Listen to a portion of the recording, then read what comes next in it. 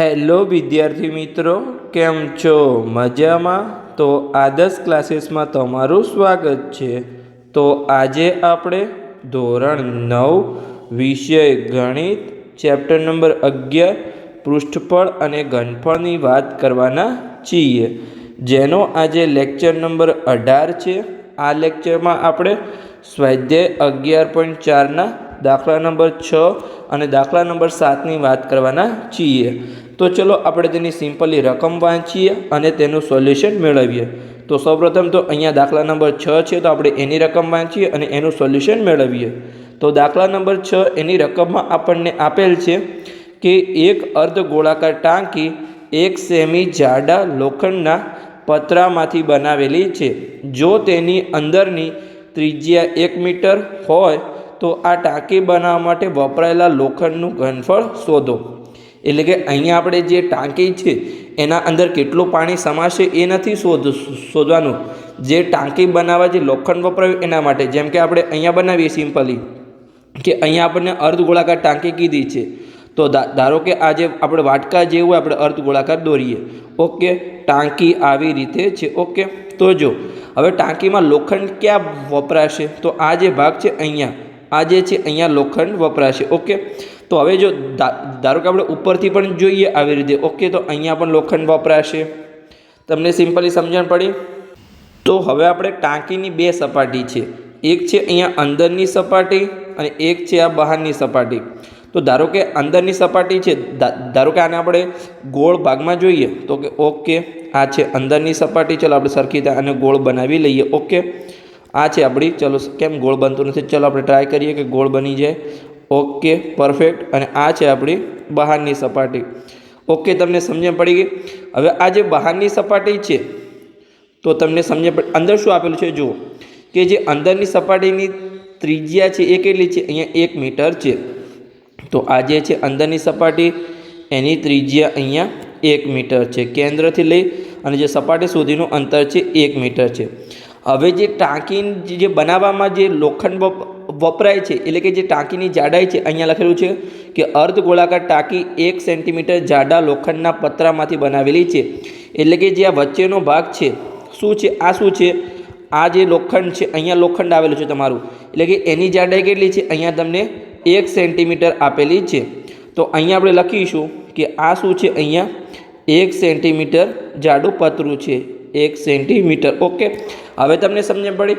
હવે આપણે જો આનું ઘનફળ શોધવું હોય કે કેટલું લોખંડ વપરાયું, તો આ જે બહારની સપાટી છે એટલે કે કેન્દ્રથી લઈ અને બહારની સપાટીને આપણે કુલ ત્રિજ્યા આપણે ઘનફળ શોધીએ અને જે અંદરની સપાટીનું 1 મીટર છે તેનું ઘનફળ આપણે બાદ કરીએ, તો આ જે વચ્ચેનો ભાગ છે એટલે કે જ્યાં પતરું છે એનું આપણને સિમ્પલી ઘનફળ મળી જાય. એટલે કે લોખંડ કેટલું વપરાયું છે એ આપણને આઈડિયા આવી જશે. તમને કોન્સેપ્ટ સમજણ પડ્યો? ના સમજણ પડ્યો તો ફરીથી રિપીટ કરે અને તમે જોઈ શકો છો, તમને પરફેક્ટલી આઈડિયા આવી જશે. તો ચલો આપણે શોધીએ. હવે જે બહારની સપાટીની પહેલાં તો આપણે ત્રિજ્યા અને અંદરની સપાટીને આપણે ત્રિજ્યા શોધવી પડશે. તો ચલો આપણે શોધીએ. તો અહીંયા આપણે લખીશું કે ટાંકીની બહારની સપાટીની ત્રિજ્યા. તો ચલો આપણે લખીએ અહીંયા ટાંકીની બહારની સપાટીની ત્રિજ્યા, જેને આપણે નામ આપીએ RO, એટલે કે આઉટસાઇડ. જે RO બરાબર શું થશે? અહીંયા એક તો આ 1 મીટર અને અંદર આ જે 1 સેમી જાડાઈ છે એ એડ થશે, તો અહીંયા આપણને જે બહારની સપાટી છે એની આપણને ત્રિજ્યા મળી જશે. એટલે કે અહીંયા 1 પ્લસ, હવે જો આ જે 1 સેન્ટીમીટર છે એને આપણે મીટરમાં ફેરવીએ તો કેટલું થાય? 1/100 થાય. એટલે કે અહીંયા કેટલું થશે? 0.01 સેન્ટીમીટર થશે. ઓકે, તો અહીંયા આપણે આ 1 મીટર છે અને આમાં 0.01 મીટર એડ કરીશું, તો આ દરેક વસ્તુ આપણે મીટરમાં છે, તો અહીંયા આપણને મળશે 1.011 મીટર. ઓકે, આ આપણને શું મળ્યું? બહારની સપાટીની ત્રિજ્યા મળી, જેને આપણે RO એટલે કે R ત્રિજ્યા જે બહારની સાઈડ છે એટલે કે આઉટ સાઈડની આપણે ત્રિજ્યા શોધી. હવે જે અંદરની ત્રિજ્યા તો ઓલરેડી આપણે રકમમાં આપેલી છે, કેટલી છે? અહીંયા આ 1 મીટર છે. ઓકે, તો આપણે લખી દઈએ અહીંયા કે જે ટાંકીની અંદરની સપાટીની ત્રિજ્યા, તો આપણે અહીંયા લખીશું કે ટાંકીની અંદરની સપાટીની ત્રિજ્યા. ઓકે, જેને આપણે RI એટલે કે R ઇનસાઇડ આપણે જે આપણને 1 મીટર આપેલી જ છે. એટલે કે અહીંયા જો આ શું છે, આ તમારો અહીંયા પત્ર તમે વાટકો સમજી લો કે તમારો આટલો જાડો વાટકો છે. હવે તમને પૂછે કે વાટકામાં જે લોખંડ વપરાયું છે કેટલું વપરાયું હોય, તો જે આપણે કુલ છે એટલે કે બહારની સપાટી સુધીનું ઘનફળ શોધીએ અને અંદર જે ખાલી ભાગ છે એનો આપણે ઘનફળ શોધીએ. તો સિમ્પલી આપણને જ્યાં લોખંડ છે તેનું આપણને સિમ્પલી ઘનફળ મળી જાય. ઓકે, તમને આઈડિયા આવી ગયો, કોન્સેપ્ટ સમજણ પડી ગયો. તો ચાલો આપણે શોધી લઈએ. તો અહીંયા આપણે લખીશું કે ટાંકી બનાવવા વપરાયેલ લોખંડનું ઘનફળ. તો ચાલો આપણે શોધીએ અહીંયા. તો અહીંયા આપણે લખીશું કે ટાંકી બનાવવા વપરાયેલ લોખંડનું ઘનફળ બરાબર કેટલું થશે. અહીંયા જે આપણે બહારની સપાટીનું ઘનફળ છે એમાંથી આપણે અંદરની સપાટીનું ઘનફળ બાદ કરીશું. તો જે આપણે વચ્ચેનો ભાગ છે જ્યાં લોખંડ છે એનો આપણને ઘનફળ મળી જશે. તો ચાલો આપણે શોધીએ અહીંયા. તો અહીંયા આપણે લખીશું કે ટાંકીની બહારની સપાટીનું ઘનફળ માઇનસ ટાંકીની અંદરની સપાટીનું ઘનફળ. ઓકે, તમને સિમ્પલી કોન્સેપ્ટ સમજણ પડી ગયો છે. તો અહીંયા જો હવે ટાંકી કેવી છે, અર્ધગોળાકાર છે. તો એમાં શું આવશે, અહીંયા 2/3 પાઈ અને જે બહારની સપાટી છે એની ત્રિજ્યા છે RO. તો અહીંયા ROનો ઘન માઇનસ 2/3 પાઈ અને અંદરની ત્રિજ્યા છે RI ઇનસાઇડ એનો ઘન. તો જો અહીંયા બંનેમાંથી 2/3 કોમન નીકળશે, 2/3 પાઈ. તો આપણે કોમન લઈ લઈએ અહીંયા. તો અહીં આપણે લખીશું અને આપણે થોડું એક સ્ટેપ ઉપર લઈ જઈએ. ચલો આપણે ઓકે પરફેક્ટ. તો ચલો આને આપણે અહીંયા સુધી રાખીએ. ચલો ઓકે, આવી રીતે પરફેક્ટ. તો હવે આપણે અહીંયા લખીશું કે 2/3 પાઈ કૌંસની અંદર ROનો ઘન માઇનસ RIનો ઘન. ઓકે, તો જો અહીંયા શું આવશે આપણું કે અહીં 2/3 પાઈની કિંમત 22/7 પછી જે કૌંસની અંદર જે RO છે એ કેટલું છે અહીંયા 1.01 મીટર. તો એનો ઘન થશે અહીંયા કે અહીં 1.01 નો ઘન અને માઇનસ RI કેટલું છે 1 મીટર છે. તો એનો ઘન થશે અને અહીંયા કૌંસ. તો અહીંયા આપણે સિમ્પલી ગુણાકાર કરી લઈએ. તો પહેલાં તો ચાલો આપણે લખીએ અહીંયા કે 2/3 એમના એમ 22/7 એમના એમ અને જે કૌંસની અંદર છે પહેલાં આપણે 101 × 101 અહીંયા સાઈડમાં કરી લઈએ. તો ચાલો આપણે કરીએ અહીંયા કે અહીં 101 × 101. તો એકમ દશકની 2 શૂન્ય પછી 101 કેમ કે 1 વડે ગુણાકાર છે અને 0 વડે ગુણાકાર કરીશું તો 0 જ થશે અને ફરીથી 101 વડે ગુણાકાર તો 101. ઓકે, તો સરળો કરી લઈએ 1 0 2 0 અને 1. ઓકે, હજુ આપણે ત્રીજી વખત પણ ગુણાકાર કરવાનો છે કેમ કે અહીંયા આપણે ઘન કરવાનો છે, આપણે વર્ગ કરવાનો નથી. તો ફરીથી આપણે એક વખત અહીંયા 101 વડે ગુણાકાર કરવો પડશે. તો એકમ દશકની 2 શૂન્ય જે પણ આપણી સંખ્યા છે એ પોતે જ આવી જશે કેમ કે 1 વડે ગુણાકાર છે, 0 વડે ગુણાકાર કંઈ થશે નહીં. ફરીથી આપણે 1 વડે કરીએ તો અહીંયા આપણી સંખ્યા જ આવશે કે 1 0 2 0 1.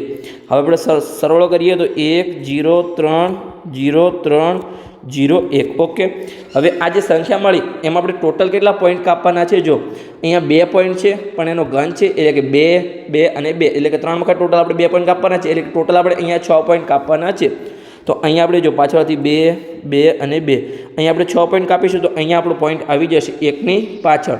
તો આપણે સંખ્યા હવે લખી દઈએ. આપણને સંખ્યા શું મળી કે જે 1.01નો ઘન છે એ આપણને ઘન અહીંયા મળ્યો કે 1.030301 માઇનસ અહીંયા 1નો ઘન કેટલો થશે 1 જ થશે. ઓકે, તો હવે આપણે સિમ્પલી બાદબાકી કરીશું. તો જો પોઈન્ટની પાછળ 1 છે અને અહીંયા 1 છે તો સિમ્પલી આપણે 1માંથી 1 બાદ થઈ જશે પણ જે પોઈન્ટની પાછળ સંખ્યા છે એ આપણી સેમ જ રહેશે પણ આપણું 0 પોઈન્ટ આવશે.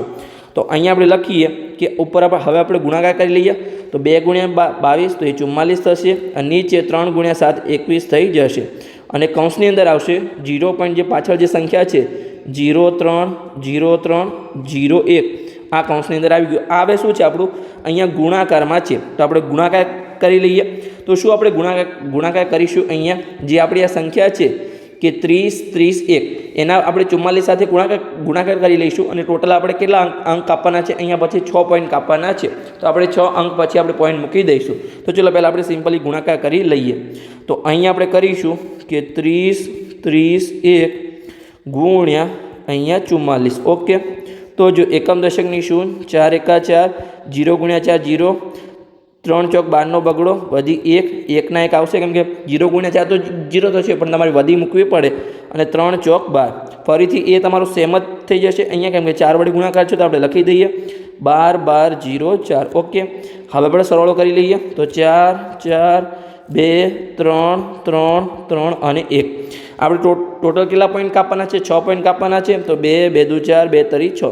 તો અહીંયા તમારો પોઈન્ટ આવી જશે. તો આપણને અહીંયા ગુણાકાર શું મળ્યો કે આપણને જે 44 વડે ગુણાકાર કર્યો ત્યારે આપણને ગુણાકાર મળ્યો 1.33 32 44 અને ભાગાકારમાં હજુ 21 છે. ઓકે, તો હવે આપણે 21 વડે ભાગાકાર કરી લઈએ. તો ચલો આપણે નીચે અહીંયા સાઈડમાં 21 વડે ભાગાકાર કરીશું. તો આપણે જે પણ સંખ્યા છે કે અહીં ચલો આપણે નીચે ભાગાકાર કરીએ કે 1.33 32 44 ભાગ્યા 21. તો જો આ જે 21 છે એનો 1 વડે ભાગ ચાલશે નહીં. તો આપણું શું આવશે? અહીંયા ઉપર 0 આવશે, પછી પોઈન્ટ છે તો પોઈન્ટ મૂકીશું. તો અહીંયા 0 વડે ભાગ ના ચાલે તો 1 નીચે ઉતરી ગયા.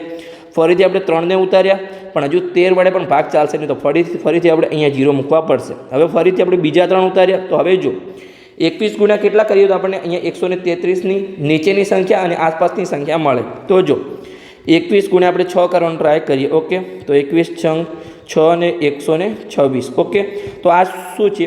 21 કરતાં એટલે કે 133 કરતાં નાની સંખ્યા છે અને નજીકની સંખ્યા છે. તો આપણે 6 વડે અહીંયા ભાગ ચાલશે. તો અહીંયા 126 આવશે અને 133માંથી 126 જાય તો અહીંયા આપણે 7 વધશે. પછી અહીંયા જો અહીંયા 2 3 તો આપણે ઉતારી લીધા હતા, હજુ આપણે 1 3 અહીંયા ઉતારી લીધા તો અહીંયા 73 થયા. તો જો 21 તરી 63 થાય અને 21 ચોકા 84 થાય તો આપણું 63 આવશે કેમ કે નાના છે અને નજીક છે. તો અહીંયા 63 આવશે.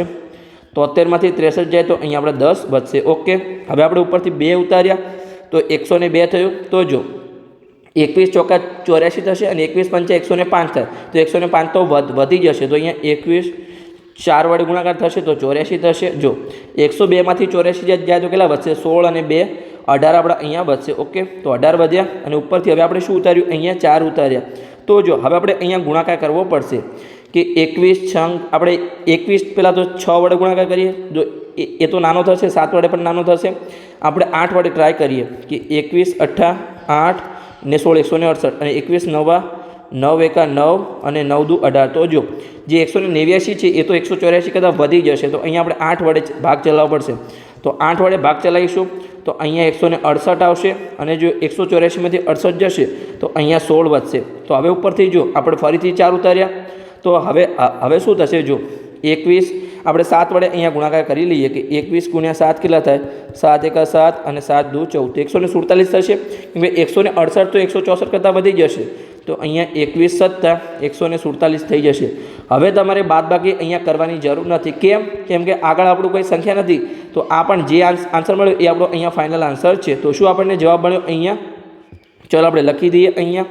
તો અહીંયા આપણે લખીશું કે 0.06 એટલે કે 63 48 અને 7. ઓકે, અને આ શું છે? આપણું અહીંયા ઘનફળ છે અને શેમાં આપેલું છે? આપણને મીટરમાં આપેલું છે. તો અહીંયા આપણે લખીશું કે અહીં મીટરનો ઘન. ઓકે, એટલે કે જે આપણે લોખંડ જે વપરાયું જે વચ્ચેનો ભાગ હતો જે 1 સેન્ટીમીટર જાડાઈ હતી એમાં આટલું ઘનફળ છે. કેમ કે જો અંદરની ત્રિજ્યા તો 1 મીટર હતી પણ જે આપણી જાડાઈ હતી એ મિનિમમ સેન્ટીમીટરમાં હતી. છતાં પણ આપણે અહીંયા ઘનફળ મીટરમાં શોધ્યું એટલા માટે આપણને 0.06 3 4 8 અને 7 મળ્યું. ઓકે, તો આ સિમ્પલી આપણને ઘનફળ મળી ગયું. આપણે થોડી આ ગણતરીને થોડી નીચે કરી લઈએ તો તમને કોન્સેપ્ટ સમજણ પડી જાય, તમારું વસ્તુ ગીચ ના થઈ જાય. તો ચલો આપણે ભાગાકારને થોડો અહીંયા નીચે લઈએ. તો ચલો આપણે નીચે લઈ લઈએ. ઓકે, પરફેક્ટલી આને આપણે થોડું નીચે લઈએ. ઓકે, અહીંયા સુધી આપણે આને રાખીએ. ચલો આપણો ફાઇનલ આન્સર મળી ગયો આપણને. તો તમને સમજણ પડી ગઈ કોન્સેપ્ટ. તો આવી રીતે તમારે સિમ્પલી ગણતરી કરતા જવાનું છે. અને ખાસ ઘણા વિદ્યાર્થીઓ શું કરતા હોય છે? અહીંયા તમને એમને સૂત્ર પણ આવડે છે, કિંમત પણ મૂકે છે, દરેક કોન્સેપ્ટ પણ ક્લિયર હોય છે, પણ આ જે ગુણાકાર ભાગાકારમાં ઘણીવાર ભૂલ કરતા છે એમનો આખો જવાબ બદલાઈ જાય છે. તો તમારે શું કરવાનું છે? જો મારે તો અહીંયા નેક્સ્ટ પેજ પર જવાય એવું નહોતું, પણ તમારે જે પણ બુક હોય એની પાછળ તમારે આવી રીતે ગુણાકાર કરવાના છે અને દરેક રફ કામ તમારું ક્લિયર રાખવાનું. તમે ગીચ ગુણાકાર નથી કરવાનો. જો જેમ કે અહીંયા મેં ઉપર ગુણાકાર કર્યો તો અહીંયા એક લાઈન છોડીને ગુણાકાર કર્યો, પછી અહીંયા જો તમે સાઈડમાં પરફેક્ટ ભાગાકાર કર્યો, તો તમારે આવી રીતે જેટલો તમે ખુલ્લું ગુણાકાર ભાગાકાર કરશો એટલો તમને પરફેક્ટ આન્સર મળતો જશે. અને સ્ટેપ બાય સ્ટેપ તમારે જ્યારે પણ ગુણાકાર ભાગાકાર કરો ત્યારે તમારે ધીરે ધીરે કરવાનું છે, એટલે તમારો પરફેક્ટ જે પણ ફાઇનલ આન્સર છે, સાચો આન્સર એ તમારો આવી જશે. ઓકે, તો તમને સમજણ પડી ગઈ. તો અહીંયા જે આપણે રફ વર્ક હતું એને રિમૂવ કરીએ અને આગળના દાખલા તરફ હવે આપણે વધીએ. તો અહીં આપણો આ કયા નંબરનો દાખલો હતો? આપણો અહીંયા 6થા નંબરનો દાખલો. હા, એટલે કે 6થા નંબરનો દાખલો અહીંયા આપણો સિમ્પલી પૂર્ણ થઈ ગયો. આપણે સ્ટેપ બાય સ્ટેપ દરેક વસ્તુને પહેલાં કોન્સેપ્ટને સમજ્યા, પછી આપણે સૂત્ર મૂક્યું, દરેક આપણે ગણતરી કરી અને સિમ્પલી આપણે જવાબ મેળવી લીધો. હવે આપણે આગળનો દાખલો સોલ્વ કરીએ, દાખલા નંબર 7. તો એની રકમમાં આપણને શું આપેલું છે? ચલો આપણે એની રકમ વાંચીએ અને પછી આપણે સિમ્પલી તેનું સોલ્યુશન મેળવીએ. તો દાખલા નંબર 7, એક ગોળાની વક્ર સપાટીનું ક્ષેત્રફળ 154 સેન્ટીમીટરનો વર્ગ હોય તો તેનું ઘનફળ શોધો. તો સિમ્પલી આપણને મળી જશે. તમે કહેશો કેવી રીતે? તો જો જે ક્ષેત્રફળ આપેલું છે એના આધારે આપણને ત્રિજ્યા મળી જશે અને ત્રિજ્યાના આધારે આપણને ઘનફળ મળી જશે. તો ચલો પહેલાં આપણે જે ક્ષેત્રફળ આપેલું છે વક્ર સપાટીનું, એના આધારે અહીં આપણે ત્રિજ્યા શોધી લઈએ. તો અહીં આપણે લખીશું કે ગોળાની વક્ર સપાટીનું ક્ષેત્રફળ, વક્ર સપાટીનું ક્ષેત્રફળ આપણને કેટલું આપેલું છે? અહીંયા 154 સેન્ટીમીટરનો વર્ગ. ઓકે, તો એનું સૂત્ર શું છે? ગોળાની વક્ર સપાટીના ક્ષેત્રફળનું 4πr² બરાબર 154. તો જો આપણે કિંમત મૂકતા જઈએ, અહીંયા 4, પછી પાઈની કિંમત 22/7 અને અહીંયા r². ઓકે, અને અહીંયા 154. તો હવે 7 ભાગાકારમાં છે તો એ ગુણાકારમાં જશે, અને જે 4/22 એ ગુણાકારમાં છે તો એ ભાગાકારમાં જશે. તો અહીંયા r² બરાબર 154 × 7 અને ભાગાકારમાં અહીંયા 4 × 22. ઓકે, હવે જો કંઈ અહીંયા ઉડે છે તો તમને ખબર છે અહીંયા કે જે 154 છે એને તમે 22 વડે ગુણાકાર કરો. જ્યારે આપણે 22 × 7 કરતા ત્યારે આપણને શું મળતું? અહીંયા 154 મળતું. તમને પરફેક્ટલી યાદ હોય તો જો તમે જેટલી પ્રેક્ટિસ કરીએ છીએ એટલું તમારા મગજમાં ડાયરેક્ટ આવી જશે કે ઓકે 154 શું છે. જ્યારે આપણે 22 વડે ગુણાકાર 7 વડે કરતા હતા તો એ આવતું હતું. તો અહીંયા જો આ 154 અહીંયા ગુણાકારમાં છે અને આ 22 અહીંયા ભાગાકારમાં છે, તો એ બંને ઉડી જાય તો વધશે શું? અહીંયા 7 વધશે. ઓકે, તો તમને સિમ્પલી આરની કિંમત મળી ગઈ. તો આરની કિંમત શું મળી? અહીંયા જો જે r² છે બરાબર અહીંયા શું છે? 7 × 7 છે ઉપર, એટલે કે 7² થશે. અને નીચે શું છે? 4 છે. તો 4 કોનો વર્ગ છે? અહીંયા 2નો વર્ગ છે. તો આપણે 7/2² આખા કૌંસનો વર્ગ કરી શકીએ. તો ક્યાં કરી શકીએ? તો આપણે બંને બાજુ વર્ગ નીકાળી દઈએ તો આપણને આરની કિંમત શું મળી? ત્રિજ્યા 7/2 અને આપણને જે છે એ વક્ર સપાટીનું ક્ષેત્રફળ સેન્ટીમીટરમાં આપેલું હતું, એટલે ત્રિજ્યા પણ અહીંયા આપણને સેન્ટીમીટરમાં મળી ગઈ. આવી રીતે તમે સિમ્પલી ગણતરી કરી શકો છો. અહીંયા ભાગાકાર કરવાની કોઈ જરૂર નથી, કેમ કે આપણે અહીંયા ત્રિજ્યા નથી શોધવાની. તમારે જો ભાગાકાર કરવો તો તમે કરી શકો છો કે 3.5 સેમી, પણ આગળ આપણે ગણતરીમાં ઓલરેડી ઉડી જશે, એટલે અહીંયા આપણે ભાગાકાર કરતા નથી. તો ચલો હવે આપણે ગોળાનું ઘનફળ શોધી લઈએ ત્રિજ્યાના આધારે, કેમ કે અહીંયા હવે આપણને ત્રિજ્યા મળી ગઈ છે. તો અહીં આપણે લખીશું કે ગોળાનું ઘનફળ, ગોળાના ઘનફળનું સૂત્ર છે અહીંયા 4/3πr². ઓકે, તો અહીંયા જો 4/3 એમના એમ, પાઈની કિંમત 22/7 અને ત્રિજ્યા આપણને મળી અહીંયા 7/2, પણ એનો ઘન છે એટલે કે અહીંયા આપણે 3 વખત ગુણાકાર કરવો પડશે કે 7/2. ઓકે, હવે જે પણ આપણે ઉડતું હોય એને આપણે ઉડાડી લઈએ. તો ચાલો ઉડાડીએ અહીંયા. તો પહેલાં તો જો આ 7 ઉડી ગયા. હવે બીજું કંઈ આપણું ઉડે છે તો કે હોવે જો આ 4 છે અહીંયા, તો નીચે પણ 2 × 2 4 થશે, તો એ પણ ઉડી ગયા. હજુ આ નીચે 2 છે અને અહીંયા 22 છે, તો આપણે 11 વડે ઉડી ગયા. તો ઓકે, સિમ્પલી જે પણ આપણું ઉડતું હતું એને આપણે સિમ્પલી ઉડાડી લીધું.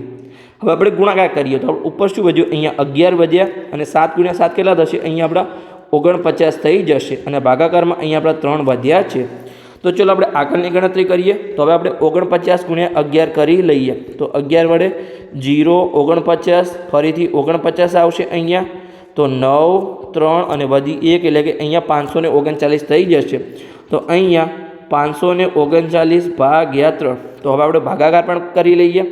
તો અહીં 539 ભાગ્યા 3, તો 3 એકા 3 થશે, 2 શેષ વધી ઉપરથી 3 ઉતાર્યા, હવે 3 સીતે 21 થશે, તો 21, પછી અહીંયા 2 શેષ વધી ઉપરથી 9 ઉતાર્યા, 3 9 27 થશે, તો 27, અને અહીંયા 2 શેષ વધી, હવે ઉપર કંઈ નથી તો અહીંયા આપણે 0 મૂકીશું. તો હવે જો તમે તમારા શું થશે, કંઈ નથી તો આપણે પેલા પોઈન્ટ મૂકવો પડે, પછી 0 મૂક્યા. હવે 3 છંગ આપણા 18 થશે, આવી રીતે તમે 2 શેષ વધશે, ફરીથી 3 છંગ 18 થશે, આવી રીતે 6 6 6 રિપીટ થતા રહેશે. તો આપણને અહીંયા આન્સર શું મળ્યો, આનો જે આપણે ઘનફળ હતું એ 179.66, અને અહીંયા આપણને સેન્ટીમીટરમાં ત્રિજ્યા આપી લીધી એટલે સેન્ટીમીટરનો ઘન. ઓકે, અહીંયા તમારા પોઈન્ટ પછી 6 6 રિપીટ થાય છે, એટલે તમારે ખાલી 2 પોઈન્ટ પછી 2 અંક મૂકો તો તમારો ફાઇનલ આન્સર મળી જાય. ઓકે, તો આપણને અહીંયા જે વક્ર સપાટીનું ક્ષેત્રફળ આપેલું હતું એના આધારે સિમ્પલી આપણને અહીંયા ઘનફળ મળી ગયું. તો તમે આવી રીતે વક્ર સપાટીના ક્ષેત્રફળના આધારે ત્રિજ્યા શોધી અને ત્રિજ્યાના આધારે તમે ઘનફળ શોધી શકો છો. તમને આવા કોઈ પણ દાખલા પૂછાય પણ તમારો કોન્સેપ્ટ ક્લિયર હોય તો તમને દરેક વસ્તુ આવડી જશે. ઓકે, તો અહીંયા આપણો આ દાખલો પૂર્ણ થઈ ગયો, દાખલા નંબર 7. એની જ સાથે અહીંયા આપણો લેક્ચર પણ પૂર્ણ થઈ ગયો. તો આ લેક્ચરમાં આપણે 2 દાખલા ગણ્યા, દાખલા નંબર 6 અને 7. તો લેક્ચર સારો લાગ્યો હોય તો ચેનલને સબસ્ક્રાઈબ કરજો અને તમારા મિત્રોને વિડીયો શેર કરજો, તો એમને પણ સરળ ભાષામાં ગણિત શીખવા મળે.